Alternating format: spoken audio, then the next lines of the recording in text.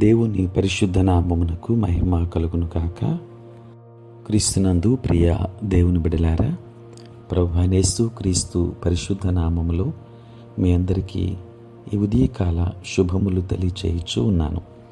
ఈ దినమంతయు మీకు మీ కుటుంబానికి దీవెనకరముగాను ఆశీర్వాదకరముగాను దేవుడు అనుగ్రహించాలని మీ కొరకై ప్రార్థిస్తూ ఉన్నాను. నేటి దినము కొరకు ఏర్పాటు చేయబడిన దేవుని వాక్యము లూకా సువార్త 2వ అధ్యాయం 13-14 వచనాలు. వెంటనే పరలోక సైన్య సమూహము ఆ దూతతో కూడా నుండి సర్వోన్నతమైన స్థలములలో దేవునికి మహిమయు, ఆయనకిష్టులైన మనుష్యులకు భూమి మీద సమాధానమును కలుగునుగాక అని దేవుని స్తోత్రము చేయుచుండెను.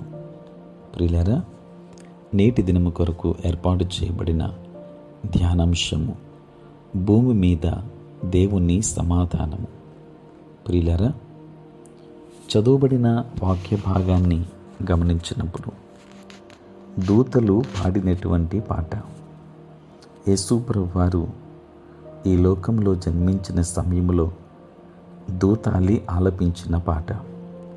ప్రియులరా, దూతలు ఈ పాటను ఇదివరకెన్నడూ పాడలేదు. సర్వోన్నతమైన స్థలములలో దేవునికి మహిమ అన్నది వారికి చాలా పాత పాట. జగత్తు పునాది వేయబడక ముందు నుండి వారు దానిని పాడుతూ ఉన్నారు. కానీ ఇప్పుడు వారు దేవుని సింహాసనం ఎదుట పాడే పాటలలో క్రొత్త మాటలు చేర్చారు. అవి భూమి మీద సమాధానము. ప్రియులరా, వారు ఈ మాటలను ఏదేను తోటలో పాడలేదు. ఎందుచేతనంటే అక్కడ దేవుని మహిమ ఉన్నది కనుక సమాధానం ఉంది. కానీ ఇప్పుడు మనిషి పతనమయ్యాడు. ప్రియులరా, ఏదేనులో నుండి మనిషి పంపివేయబడిన దినము మొదలుకొని ఈ భూమి మీద సమాధానమే లేదు. మానవునిగా అవతరించిన ఈ క్రీస్తులోని జీవజల ఓటను పొందిన విశ్వాసుల హృదయాలలో మాత్రమే ఈ సమాధానము ఉన్నది. ప్రియులరా, ప్రపంచవ్యాప్తంగా యుద్ధాలు జరుగుతున్నాయి. మనుష్యులు కుప్పలు తెప్పలుగా ఒకరినొకరు చంపుకుంటున్నారు.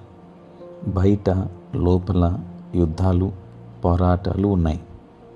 మనిషి మనస్సాక్షి అతనితో పోరాడుతున్నది. సాతాను పాపపు తలంపులతో వేధిస్తున్నాడు. ఆదాము పాపములో పడిపోయిన నాటి నుండి భూమి మీద సమాధానము లేదు. ప్రియులారా, ఇప్పుడు పుట్టిన రాజుకు చుట్టబడిన పొత్తిగుడ్డలు తెల్లని శాంతి పతాకంలా కనిపిస్తూ ఉన్నాయి. పశువుల పాక మనిషికి అతని మనస్సాక్షికి, మనిషికి అతని దేవునికి మధ్య పోరాటానికి స్వస్తి చెప్పి సంధి కూర్చిన స్థలముగా మనకు కనబడుతుంది. దేవుని బిడలారా, మనిషి దేవునితో సమాధానపడవలసిన సమయము ఆసన్నమైంది. దేవునితో సమాధానాన్ని అందించడానికే యేసు ప్రభువారు ఈ లోకంలో జన్మించారు. ప్రియులారా, దేవుని సువార్త మనిషికి సమాధానాన్ని ఇస్తుందని మనము నమ్మాలి.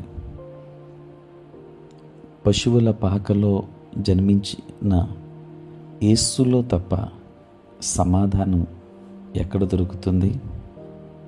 కనుక మనకు సమాధానాన్ని అనుగ్రహించువాడు ఈయనే. యేసుక్రీస్తు జన్మ ద్వారా భూమి మీద సమాధానం చోటు చేసుకుంది. ఇంకా అపరిమితమైన సమాధానం రానుంది. దేవుని బిడ్డలారా, క్రీస్తు నిశ్చయముగా బెత్లెహేములో పుట్టినట్లే ఈ లోకంలో సార్వత్రిక శాంతియుత పాలనను నిశ్చయముగా స్థాపిస్తాడు. దానికి అంతము లేదు. దేవుని బిడ్డలారా, మనము భూమి మీద సమాధానమునకు విలువనిస్తే ఆ యొక్క సమాధానము మన జీవితాలలోనూ కలుగుతుంది. మనము కూడా సమాధానపరచడానికి ప్రయాసపడదాం. సమాధానం కలిగినటువంటి వారముగా మనము ఉందాం. మన జీవితాల్లో, మన హృదయాలలో మనము ఈ సమాధానమును కలిగి ఉండి వ్యక్తిగతముగాను, ఇతరులతోనూ, దేవునితోనూ కలిగి ఉండే సమాధానమును మన జీవితంలో కలిగి ఉందాం.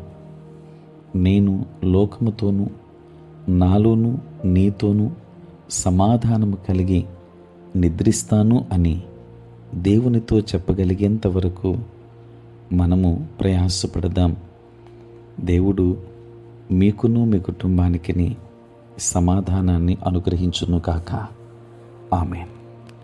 ప్రార్థన. పరిశుద్ధుడైన తండ్రి, ప్రేమ కలిగిన ప్రభువా, నీకు స్తోత్రాలు. రాత్రంతయు కాచి కాపాడారు నాయన. ఈ ఉదయకాల సమయంలో మీ సన్నిధి మాతో ఉంచండి. మీ ప్రసన్నత మాకు దయచేయండి. అనుదినము ఈ ప్రాతకాలపు ధ్యానములు వింటున్న ప్రతి కుటుంబాన్ని దీవించండి.